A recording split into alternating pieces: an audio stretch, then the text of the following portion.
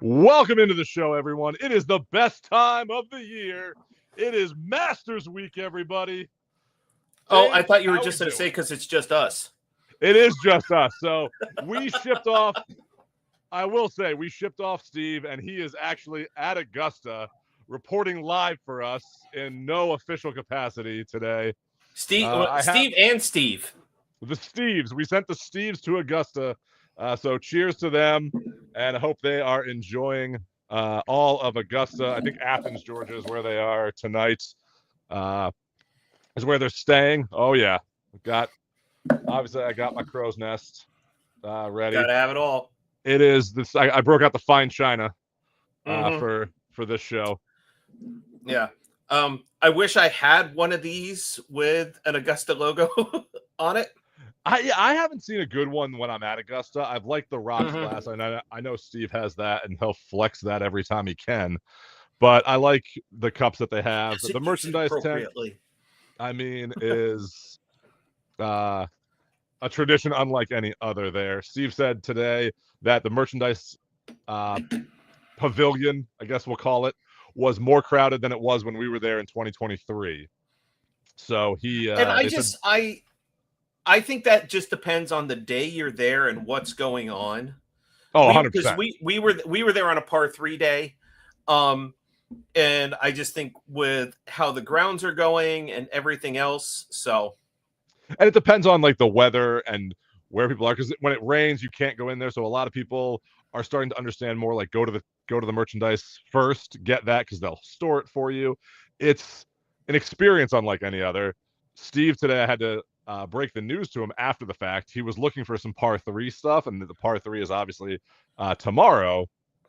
But he was looking for it today, and it wasn't in the merchandise pavilion anymore. And I told him that it's not there anymore. Yes, you have the flag. I have the par three contest pin. The first year they did the par three we were there. memorabilia, we were there with my gnome back here. Steve got a gnome today.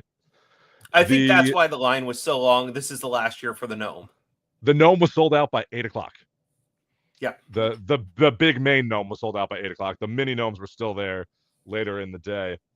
But he was looking for that par three stuff, and I told him last year they actually changed it. It is all now out at the par three course. You can only get it out there now.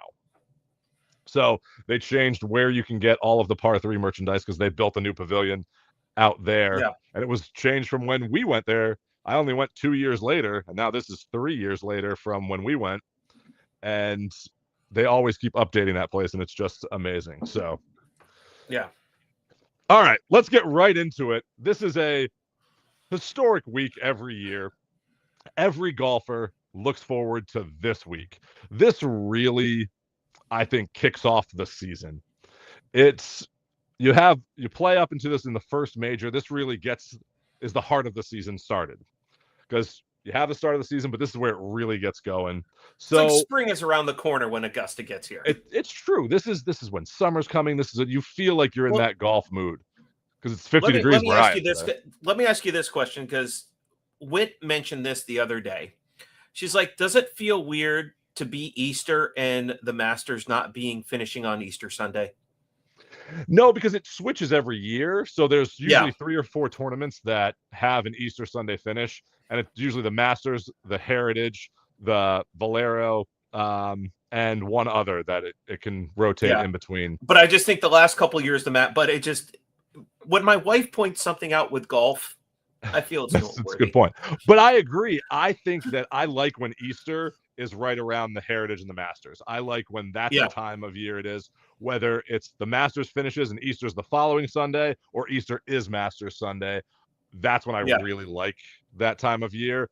But either way, this is still a magical time of year. Yeah. So I want to ask you this question. Mm-hmm. Why every year does the Masters and does this feel this way to you? Feel bigger than any other major?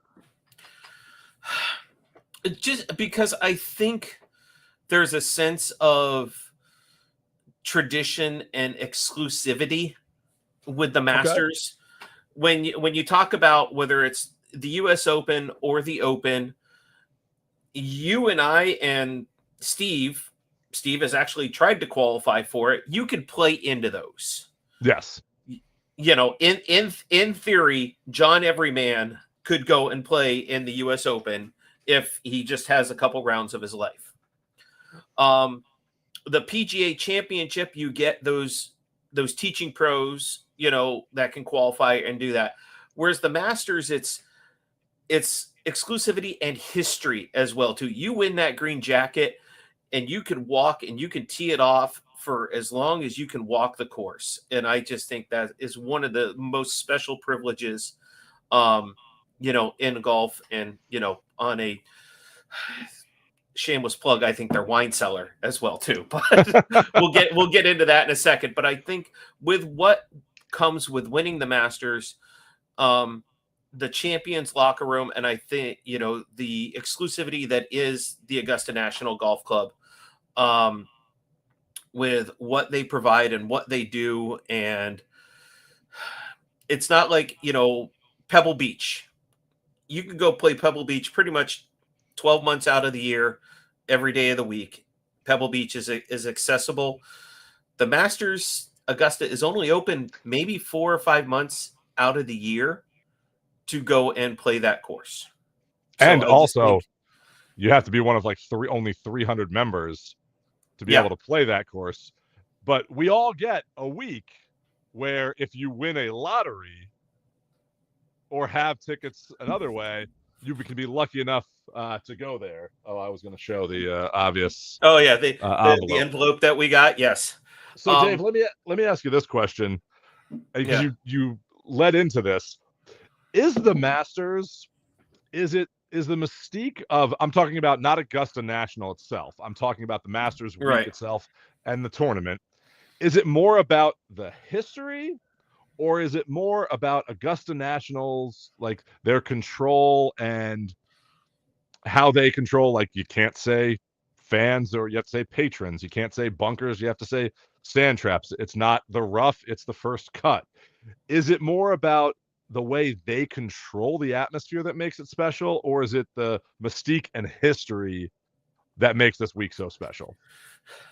I think it's the same side of a two-headed coin there. Okay. So it depends on how you're looking at it from, you know, which perspective. If are you looking at it, are we talking, is this Scotty Scheffler, Jon Rahm, Phil Mickelson, Tiger Woods, you know, Rory, you know, past champions, or somebody like Cam Young or Ludwig or Akshay that want to win that? That's one group of people. Or do you have us that, you know, put in for the lottery every single year with the hopes of just walking on those grounds? Because having been there, we've been lucky enough to be there. TV does not do justice to no, it does not. How fabulous this course is. So I think if you're looking at it, it's, if you wanted to win a major, I think from a player standpoint, the Masters is the goal for every person on tour. That's the one. If they are to win one major in their career, I would say 99% of them would say the Masters. You get somebody like Shane Lowry and he says the Open, okay, because, you know, that's Shane Lowry and that's who you are. But I think for us and every day, it's, I think because it's a course we would never, I never say never, but for a good, probably don't have the chance to play. We don't have the chance to play that. And I think so that mystique around it for us sitting here and armchairing everything and, you know, people at home and everything else, I think that's what brings that specialness to this tournament. Okay. So you're saying the uniqueness of the course, where every other course throughout the year, we have a chance to play. Anyone can pretty much go play. You can pay, or if you find a member there, it's not as exclusive. This is a kind of sacred ground that you either have to be one of 300 members. There's only 300 members at Augusta. Mm-hmm. And you have to be voted in. People you think would be members aren't members at Augusta, because so that exclusivity and that mystique and the aura they make around it makes it so special each year. So we've had the chance to walk this course. We've been lucky enough to win the lottery. Yes, you can win this lottery. Yes. It might take you 40 years to win it, but you can win the ticket lottery, and we had the chance to walk it. So let's talk strategy. Let's talk what these players are facing this week.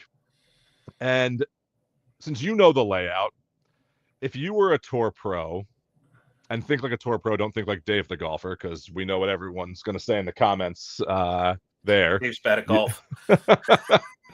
But if you were attacking this course, you know how hilly it is. You know how many tight angles there are, how many bunkers there are, the undulations of the green, the contours of the green. What would be your strategy when you got to the first tee? How would you kind of mentally prepare to play Augusta National? I would take every club out of the bag and hit 7-iron the entire way around the course. Okay, so that's what Dave would do. Yeah, but I think again, TV doesn't do in walking that course on how hilly it actually is. Yeah, you get that shot on Sunday on 18, and it goes straight uphill. But I don't think people realize, even going up one is uphill, downhill, back uphill. Again, I don't think people realize that just watching it on TV. I think for people that have been there year in and year out, somebody like Bubba Watson, I think the course plays completely differently for somebody like Phil or Bubba or Akshay being lefty. I think the course plays completely different for them than JT, Jordan, Tiger, people like that. So I think you go out there, even if you know the course, you play safe shots, get yourself around, you play for par, and if you make birdie, great. You got a couple chances on a par 5. If you hit a great drive and you can, shoot it over Rays Creek and try and go for eagle, great, but leave yourself out of trouble. Stay out of the pine straw. Don't be short. Some of the best places to be on that course is long behind the green. Give yourself safe shots, at least on the first day. Try and play to par. If you can get through the first day at 2, maybe 3 under, I think you're in great shape going into Friday. I think that's a good way to look at it. I think that's a good way to look at it. And I'm going to get to that attacking and the mental game here in a minute. I think it's that target golf. I think you got to hit your shots. You got to play the angles and not try to bomb it out there every time. Some holes, that's the strategy, but I think you have to attack every hole differently. And if you make a bad shot, don't compound it by making a second bad shot. Get yourself out of trouble. And as my dad always said on the golf course, take your medicine. And I think that's the way to kind of attack this course is know when you can attack it and know when you got to be conservative and kind of hold back a little bit. Yeah, because not everybody's going to hit a fairway metal out of the pine straw up over a whole bunch of trees. And everyone goes every year to Bubba's shot. I got to say, every time I'm there, we went and stood there. Everyone does. And they see people making the swing and trying to figure it out. And to be honest, TV didn't even do that justice. Like, you look at that shot and go, how the hell did he pull this off? Like, you thought that on TV. The year that Phil hit it out of the pine straw on Sunday. Yeah. It's just I think there's people in the world of golf that can do and make those shots, and there are very good multiple time winners that are out there that would make the safe shot and just punch out. So I think very different risk reward players that are out there. But when you really think about it, the players that like the Bubba, the Phil, that have made those amazing shots, even Tiger has made some amazing shots there. Mm-hmm. It's one amazing shot. The rest are strategic. They just got themselves in trouble and had to take that risk at one time and executed it. They're not doing that like every hole, because if you're doing that every hole, this course is going to eat you up. No, we've seen Phil do it every hole, but that's that. Well, we have seen him do it every hole, but when he won, it wasn't every hole. They go down and they are remembered for that shot just as much as Tiger is remembered for running away with it or being there in 2019. So let me ask you about that, because I think that leads into my next question of experience here. Does experience matter here, or is this just a cliche that experience I always think matters, experience but does it matters really matter because here? I think it does because it's the one tournament that whether you're an active player or not, Freddie Couples comes back and plays. As long as Freddie can walk, I think Freddie will be there playing for as long as Freddie can play. We saw, Jack and Arnie and Gary Player. It was the one tournament that you always look forward that as long as those guys could be out there and playing, they were going to go out there. The year we were there, it was, who was it? It was his final year playing. Bernhard Langer? No, it wasn't Bernhard. No, was it? He was older than Bernhard. I forget who it was the final year. Yeah, I mean, but the four of us went to the range at the end of the day and watched him hit balls. But yeah, I can't. But anyway, it's was it Crenshaw? Crenshaw, Ben Crenshaw. Yeah. It's Crenshaw. It was his last year playing there, and while he didn't make the cut, it was still he could go out there and play around that course just like he played it the other week. So I think because it's the one tournament that is always, unlike regular PGA events that are TPC Sawgrass is all John Deere Classic, Pebble is in rotation. Those courses are there, but for a major to be at the same location every single year just adds a different kind of aura around it. So let me ask you, would you rather have course knowledge of Augusta National or be in peak golf form? You can only have one. So you're in your peak of your golf form on the PGA Tour, or you have that experience of Augusta under your belt. Which course would you knowledge. rather have? Course knowledge? Okay, I kind of agree with that. Because we saw Bryson is an outstanding point here because he tried to be, he was in peak and big and bulky, and he's just like, I am the power my way through everything. And you can't do it. And I think course knowledge and knowing yourself, not only as a player, but as the course, helps benefit you. Tom Watson contended, not too long ago. All the time. Yeah. So I think knowing your game, and if you're not going to reach a par 5 and 2, and somebody like Freddie or something like that, yep, I'm on the par 5s. If I can make birdie, great, but I'm playing for par there. Par might get you to the weekend to keep playing. That is true. But if we're talking about experience and you want to experience highly addictive accuracy, experience it with Cobra's line Optum drivers, designated to optimize MOI and POI. Optum drivers deliver incredible stability and unmatched accuracy off the tee. Upgrade your game by purchasing an Optum driver today. Learn more at cobragolf.com. My driver's upstairs because I went to the simulator this week. Hey, we're using Cobra drivers, Cobra irons. If you're looking for any kind of clubs out there, the Cobra line is underrated. You need to go check out cobragolf.com. It will change your game. I finally got a chance to hit him, so I was pretty happy. So we talked about the experience, and I think this is part of that, is the mental game that Augusta kind of plays on you here.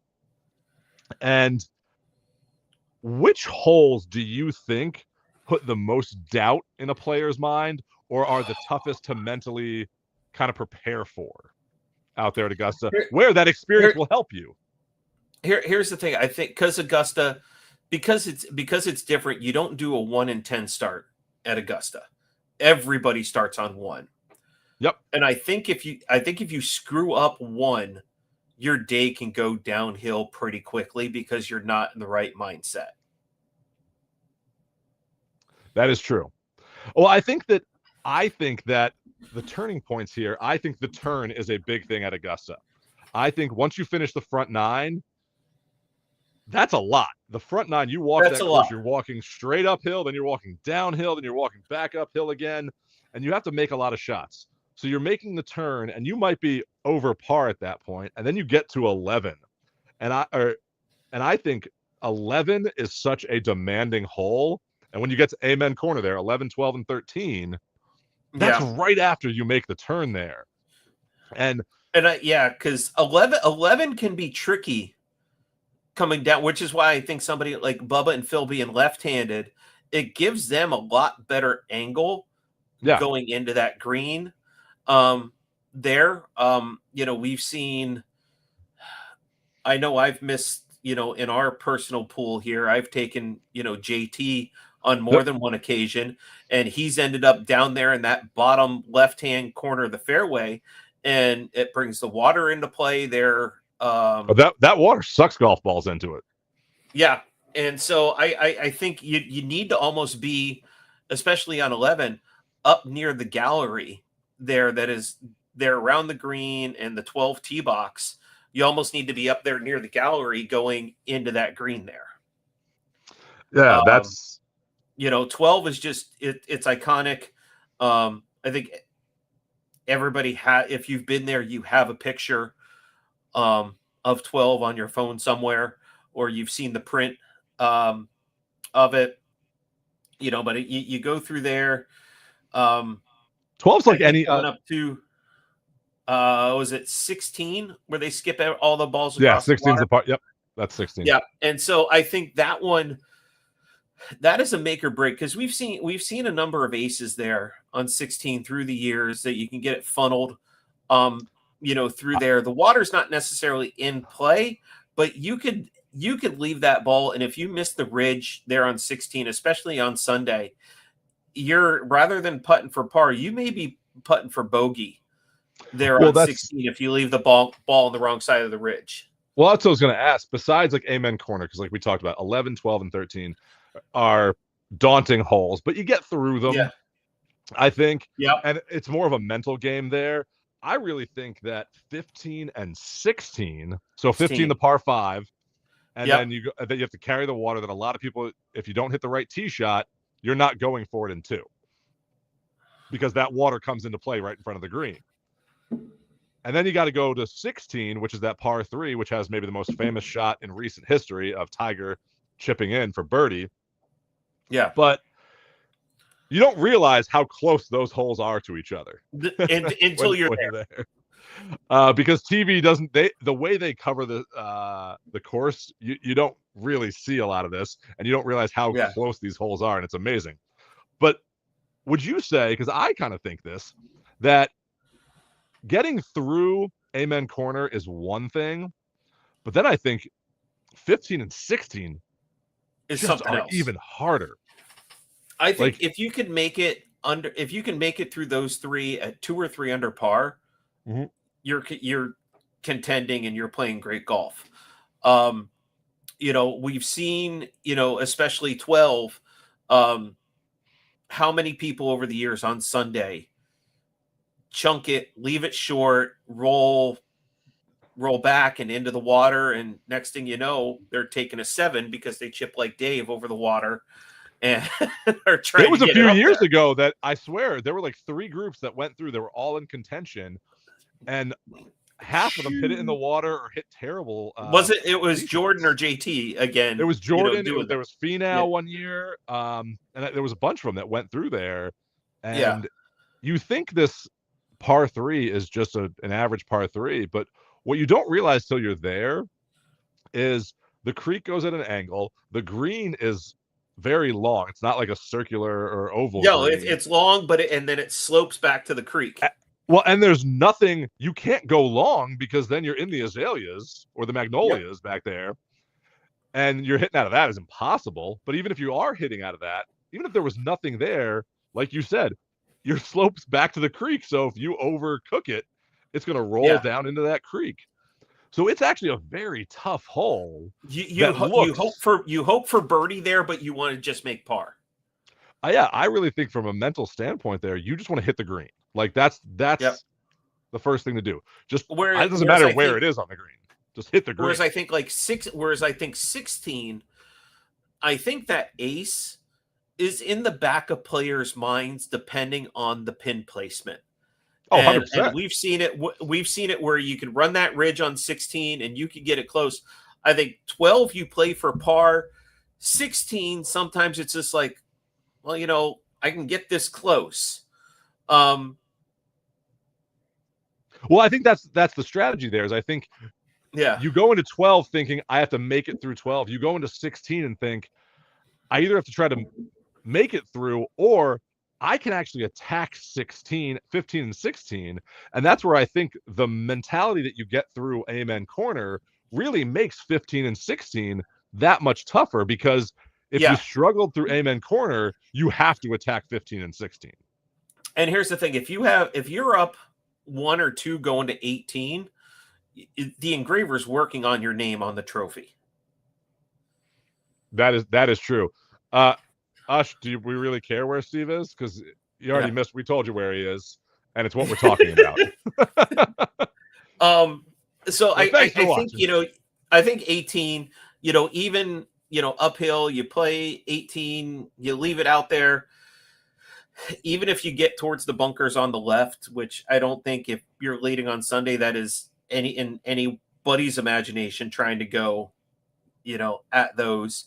You're playing it at best 3 shots to the hole. Make your par and get your trophy and gold medal. Well, and 18. We'll see you, Lance, in Butler Cabin.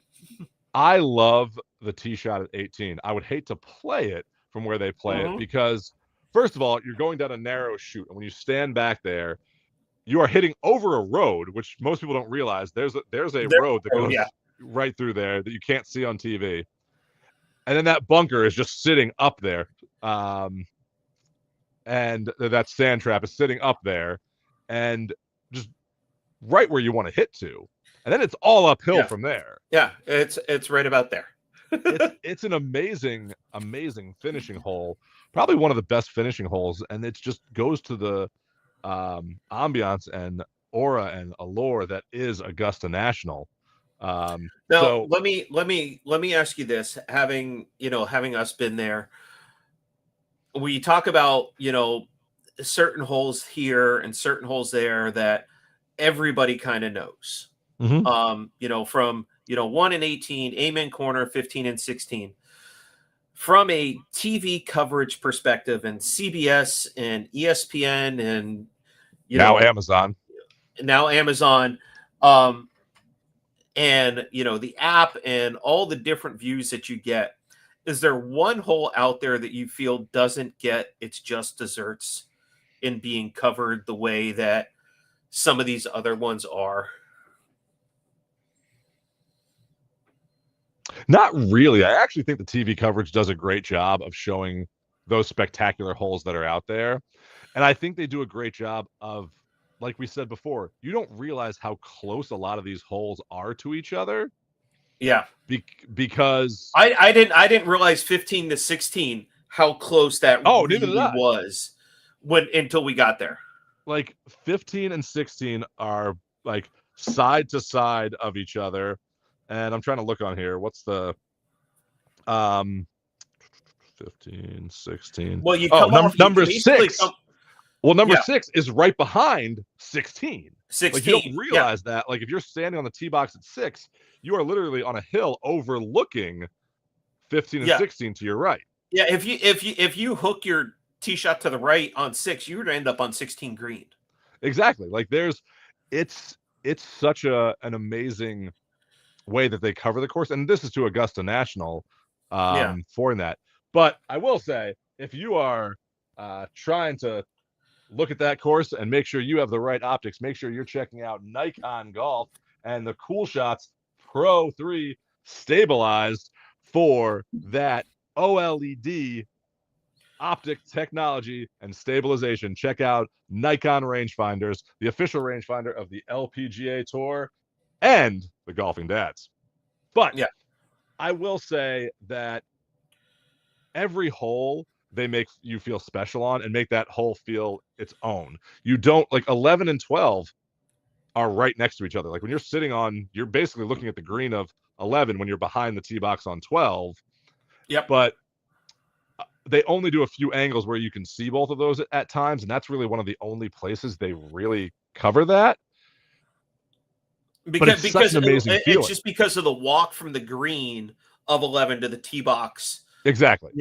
on 12. And there's times that 12 can get, I don't want to say backed up, but because of what's going on 11, you can't tee off on 12. Exactly. And it's crazy to see how this is. And that was the first thing I think we all said was like, oh, I didn't realize this hole was right here Right here. because the way that TV coverage is. The same Yeah, thing with the par three. we've grown up with Jim Nance and the CBS, coverage, and in today's streaming age, what ESPN and now what Amazon is going to do in bringing that early coverage, in as a, child of the 80s, and you are too, Yeah. we had to wait until, CBS coverage came on at, there was no We know early all the coverage for streaming us. and all this other coverage. Yeah, You had to wait for the now coverage. it's just like I'm, just like, okay, Bradley, I got my MLB, 4 games up here going on in the team. I will have the same thing for, Masters coverage, which is, I'm glad I got done pruning today and I could worry about Masters on Thursday and Friday. Oh, that's a good question. That is, I was going to put that up here. So, Eric, I'm going to say, what's a better week, Masters or U.S. Open? I always, as a kid, I loved the U.S. Open. It was the first tournament I went to as a kid. And the U.S. Open will always have a special place in my heart, but Masters Week is a tradition unlike any other. And it feels more like a holiday than the U.S. Open does. The U.S. Open, to me, feels like the World Series. It feels like the NBA Finals, the Stanley Cup Finals, whereas the Masters, I compare more to the Super Bowl. It's something that you're kind of looking forward to. It's that event. It is 4 days. Well, it is a week if you're going to the practice rounds, but it's that, I feel, a special time of year, kind of like you have parties for the Super Bowl. I feel that's becoming a tradition of having parties for the Masters. I think for the U.S. Open, if I'm outside grilling or doing something like that, I'm not as worried about maybe missing no, I don't want to be out by my grill or smoking something, during the Masters, unless I started it at 2:00 in the morning and it's ready for breakfast. That's why you got your pimento cheese sandwich. Yeah, I want to be, in the moment with the Masters. It's your 1A and 1B at that point in time. I think for me, they are the 2 best majors, and not to take anything away from the Open. I agree. Not to take anything away from the Open, but I think as a U.S. American audience, that the U.S. Open holds something a little bit different for us. Now, Shane, Rory, you live in Ireland, Scotland. I UK, think that European.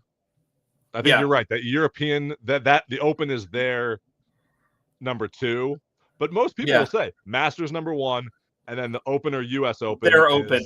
Yep. Is there whatever Canada their can Open say the is, same thing about their Open too. the Canadian Open. But unless you're, Chris, unless you're Chris Gotterup, and we're gonna watch you, win the Sony Open this year. So there you go. Yep, absolutely. Yeah. The 2 best tournament weeks are the U.S. Open and the Masters. Yeah, but it's just. So, Dave, let me ask you this: when you're getting in the right mindsets, what helps you get in the right mindset? Well, that's kind of where I was leading with Chris Gotterup there. Bridgestone mindset. Make sure you are checking out bridgestonegolf.com for your golf ball needs, and get yourself some mindset golf balls, either on the Tour B line or the E Series line. All of them are great. And the new Boom It series for kids. Make sure you're checking out Bridgestone Golf.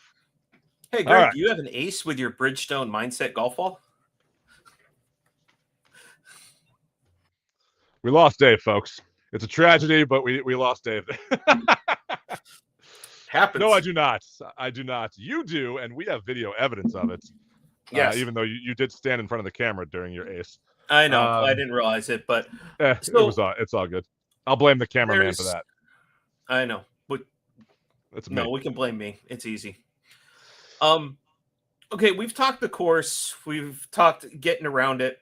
Let's talk patrons here for a second and some of the things that are available out there. Now, the Masters is a little bit different than everywhere. Are you going to pay $17 for a beer at No, the you are Masters? not. No. What are you going to pay for things at the Masters?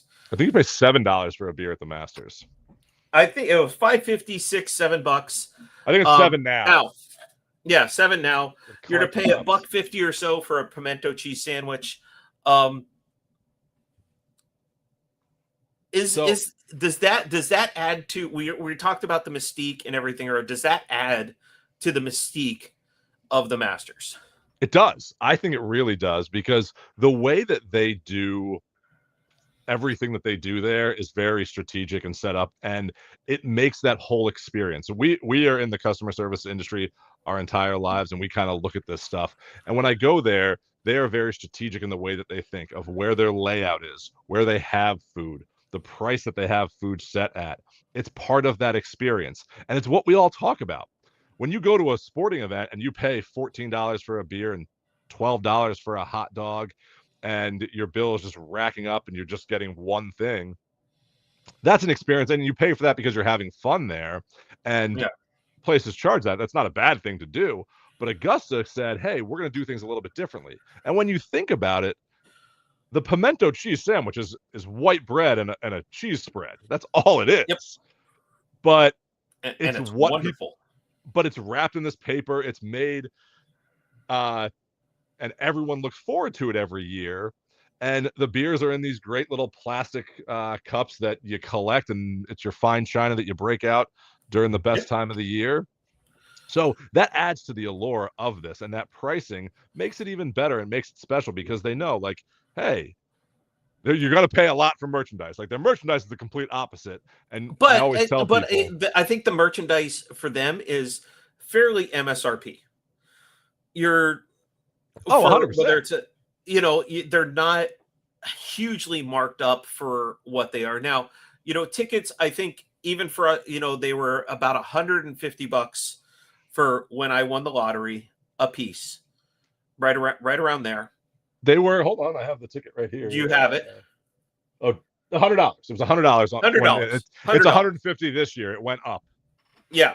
So I don't think that there is anything for, I know people that would probably give their right arm, for a ticket, to get to Augusta. So I don't think that, the lottery system or however you're getting your tickets to get there. Now, if you're buying secondary market tickets, and Augusta is very strict on those things. So if you're scalping like $1,000 ticket, please don't. They are cracking down on that, everybody. Actually. Yeah. So I was going to bring that up. Get your tickets the legitimate way, please. They are cracking down on that. Augusta, that's one thing I like that Augusta does, is it's a paper ticket. They try to control everything. A lot of secondary markets aren't even selling them anymore because Augusta is really cracking down. They are actually going up to patrons and saying, hey, who's this ticket tied to? How do you know them? How did you get this ticket? And if they don't answer correctly, they will escort people out now. And this really cracked down last year. When I was there, I wasn't asked, but the tickets were mine. But there's a chip in those tickets, and they can look everything up. So I think that's a good thing, because I hate when those secondary markets are selling tickets at exorbitant prices. And I had a buddy who bought tickets to a huge event recently, not the one that just happened here in Indy, a different event. And they bought the tickets. They were excited to go to this. They went, the tickets, they were like, oh, yeah, we'll send them to you. We'll send them to you. It was a StubHub that they bought them through. And StubHub says they guarantee, but then they let StubHub let this person sell the tickets for more to somebody else. And then they were SOL. And I think that really ruins that experience for people. I don't care if an artist like a Taylor Swift or a Bruce Springsteen or Coldplay charge an arm and a leg for your concert, because people are going to pay that. What I hate is when there's scalpers out there that buy up all the tickets and then sell them to make their own money on top of that. Yeah. And Augusta does a great job of controlling that. And I think that's now there are packages out there that you could buy through legitimate travel companies Yes. that Oh, 100%. are, you know, hotels and suites and everything else that will run you, you know, a small luxury Small car car. payment. Yeah. Yeah. But I think for the average everyday person, you and I sitting here, the lottery is still the best bang for the buck in getting to Augusta.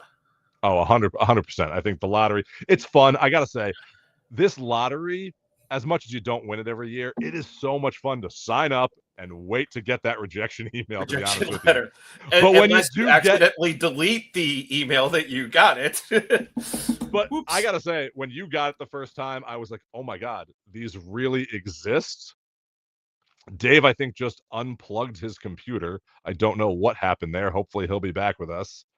But this was unbelievable to see. What happened there? You just disappeared. Did you unplug your computer? I don't know. I don't know. Typical live Typical performance Iowa there. internet there. All right. So with that, let me change gears here real quick. Yeah. But we had a guest on last week, Brooklyn, who played in the drive, chip, and putts. And congratulations on an 8th place finish. It was fun to watch that this weekend and The see 7 to all the kids 9-year-olds out there. had a playoff on the putting green. Well, they had A for their putt-off. champion, For so their they had to have a championship. putt off for that. But if you're looking for kids clubs, make sure you're checking out Upswing Golf. These are the clubs that Brooklyn used out there. The putter that she used to make it to the drive, chip, and putt in Augusta. So if you're looking for clubs for your kids that will grow with your kids and grow with their game, check out upswinggolf.com. Yes. My son loves these clubs. So yeah, my son, we're out in the simulator the other day because Iowa weather doesn't understand where it is right now. Neither does Indiana weather. It's because today we had snow, tomorrow is 75. The Midwest is, we live in the Midwest, and it's this weather is ridiculous. Yeah. All right, Dave, let's get into the field and the players and what we're excited to see this week. I tell you what, they got some interesting pairings coming up on day 1 and 2. That's what I'm going to talk about you in a minute. But one thing I want to say is, for the first time in 31 years, you know what's not going to happen? Tiger and Phil aren't going to be there. Tiger and Phil will not be in the field for the first time in 31 years. One or the other. They both were there in 90 and 95, and they have one or the other has been there every year since then, and both will not be there this year, unfortunately. All the best to Tiger and Phil with everything they're going on. You can love or hate Phil for what it is. He and his family, from what he said, are dealing with some things right now. So all of our love to Phil. I think he's one of those guys that the magic comes back on, you know, when it comes time for the Masters in Augusta, and we've seen him contend.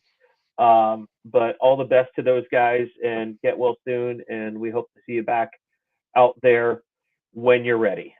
Exactly. All right. So, Dave, you talked about pairings out there. What's one of the pairings that you are most looking forward to on Thursday? Bryson and Xander. Oh, that was not one of the 3 that I have here. Okay, I like that. So why Bryson and Xander? Bryson and Xander, I think Xander may get under Bryson's skin just a little bit. Both play so slow. I know, but I think Xander's slower. oh, really? Okay, I think and I can't remember who's the third person in that pairing. There. I think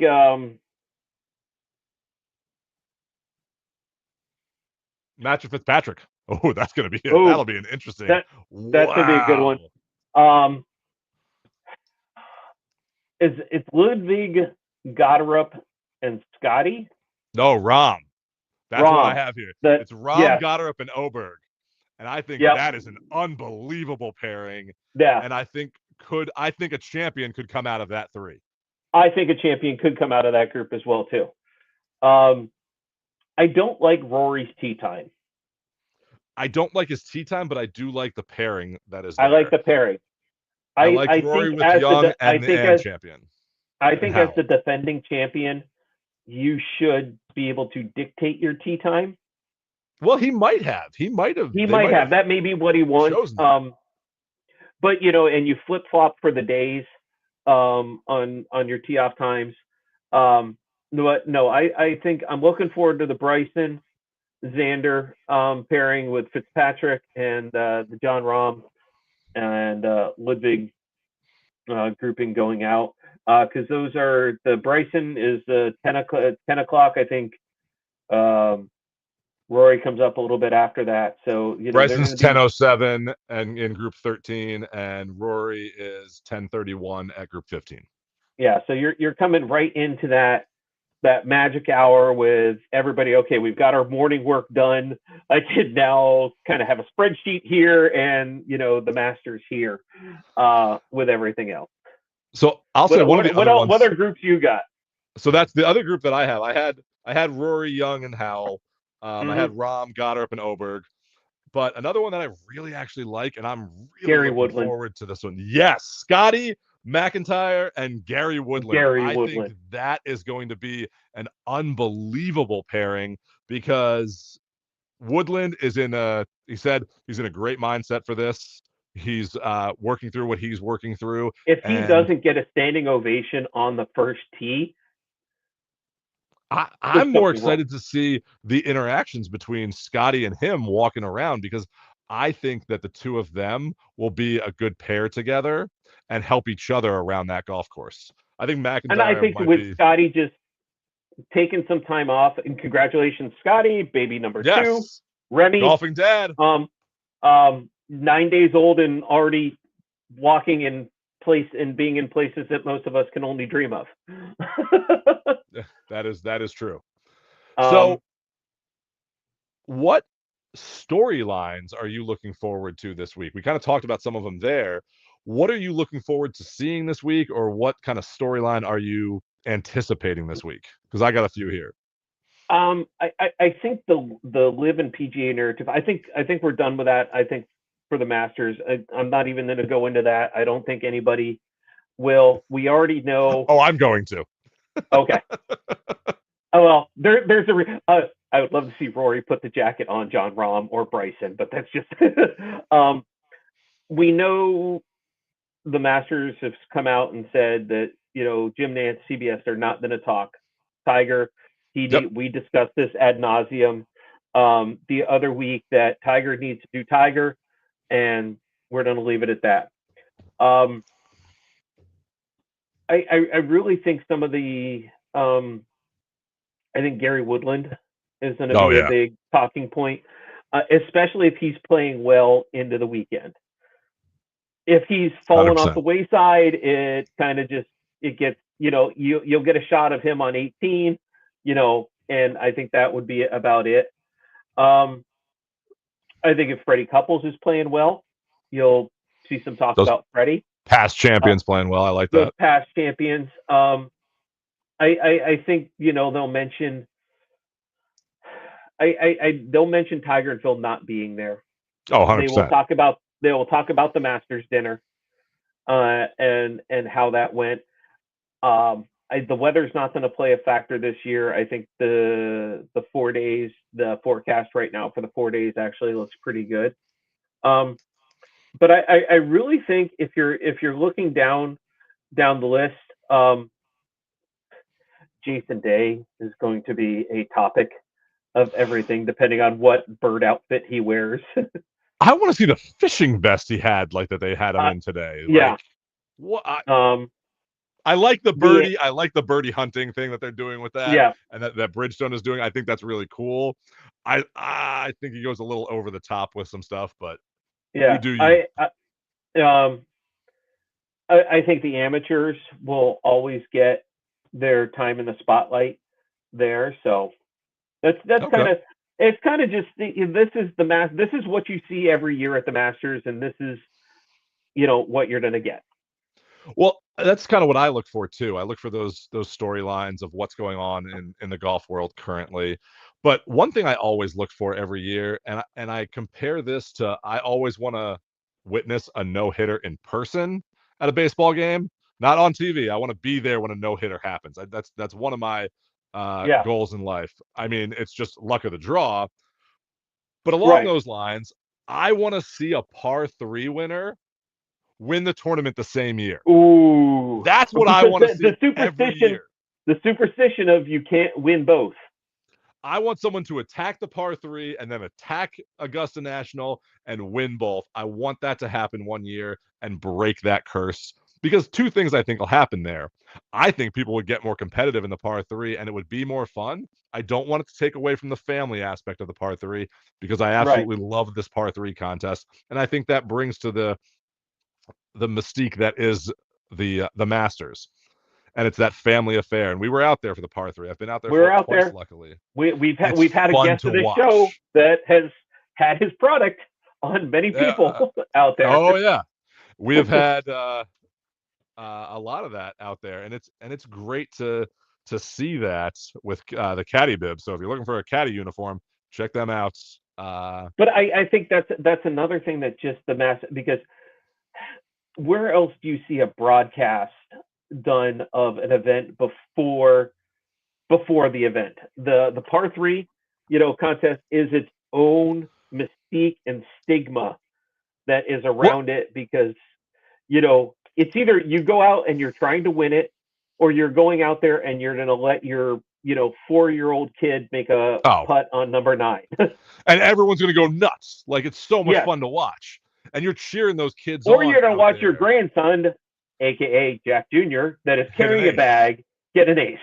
Yeah, like that's what's so much fun about that, and that's what brings into the um allure that is the Masters. So I said I was going to get into the live thing. The only thing that I'm looking for on this live thing is not the controversy that's there. I'm done with that, like what you said. But I'll be interested to see Patrick Reed and Brooks Koepka if they are playing well and if they get paired with their former tour players like a Rom and a Bryson, what that kind of looks like. Not the PGA Tour thing, but these players that went from live and left. Here's the thing: What that looks like. I don't think they care either. I don't think they care, but I think that would be interesting to kind of watch I them think kind the of people interact that together. care are the people that are sitting here or in Oh, studios, the or armchair quarterbacks is who cares. Yeah, Skip exactly. Bayless and Stephen A. Smith. Yeah. I just think it'll be interesting to watch how they interact because I love that everyone respects the traditions that are at Augusta National because that just makes it so much And here's the thing: more fun. Patrick Reed gets to go to the dinner, and those guys don't. So I think because he has that jacket, he has that privilege, he gets a little bit more respect Oh yeah. around those grounds and from his playing partners and things like that. Um, even going all the way down to, when's the last time you heard Mike Weir's name when he wasn't captaining something? But he gets to go to the dinner and he gets to wear the jacket around just like everybody else. That is true. And speaking of wearing a jacket and wearing some comfortable clothing, make sure you're checking out Golfish for all of your golf apparel needs. Dave, you got Golf Sean. I got Golf Sean. This stuff is so comfortable. It is. You can wear it from the boardroom. Brand new from Golfish right Yeah, now. it is. It is unbelievable. I had to wear my Golfish green for the Masters this week, but make sure you're checking out golfish.com and use code the Golfing Dads to get 15% off your order. Like the azaleas. All right, it's time for picks, Dave. Let's talk about some of the odds we got this week. Freddie Couples, 5,000 to 1. 5,000 to 1. That's what you're starting with? That's what I'm starting with. Because so is Weir. Bridgestone staffer Freddie Couples. He is 185 to 1 to be in the top 10. Okay. But we like Freddie. I would love to see. Scotty's leading the way at just under 5 to 1. John Rahm at 9 to 1. Bryson at 10.5. Rory at almost 12 to 1. Ludwig at 16.5. Xander at 18. Tommy Fleetwood 22.5. Cam at 23. Matt Fitzpatrick, 23.5. Hideki, another former winner at 27. Morikawa at 31. Bobby McIntyre, who up until the last couple holes on Sunday played an outstanding 3 rounds. Oh, yeah. He's come in at 35. Justin Rose at 35. He's a sleeper. I was going to say the exact same thing. I think he's due. Brooks at 37. Jordan Spieth, Patrick Reed, 42 and 43 respectively. Goddard at 43. I'm not really going to go too much farther. Let's go Goddard. Adam Scott at 60. Oshke, who I really, up until a couple weeks ago, he was on my forefront of people that I wanted to pick in the Masters. Oshke? I wanted Oshke. Yep. Being that lefty, coming around there, but I am not going that far. I'd love to see him do well. Sepp Straka has been playing well. He's at 78. And then you're trying to get into a lot of past. Gary Woodland. We talked about Gary Woodland, 120 to 1. Homa at 120. Keegan's down there at about 150. So the Masters is one of those where you could be a top player and get really horrible odds because course knowledge, past champions, everything else really plays into there. Steve won our duck race last week. We did it off the air, so he had first pick. He's going with Scotty. Yep. I have second pick. You got second in the duck race. I took last in the duck race. I know who you're taking. You and I have discussed it. Well, you told me who you were taking. Yes. I thought about going a back-to-back here. Okay. And I've thought about Rahm and Bryson from Liv. And we need to wrap up the show here, so I need to make my pick here. You got a few minutes. Go ahead and say your pick, and then I'll get to mine. Oh, we're gonna go you're gonna miss your draft pick and let me go over you. Yep. Okay. All right, because you already said you weren't picking who I'm picking. Correct. I am taking Cam Young. I think that he is playing so well right now and has been playing well this season. He has played the Masters before, so this isn't his first Masters. He has done well. He has had top 10 finishes at Augusta before. And I just think his game is in the right place right now.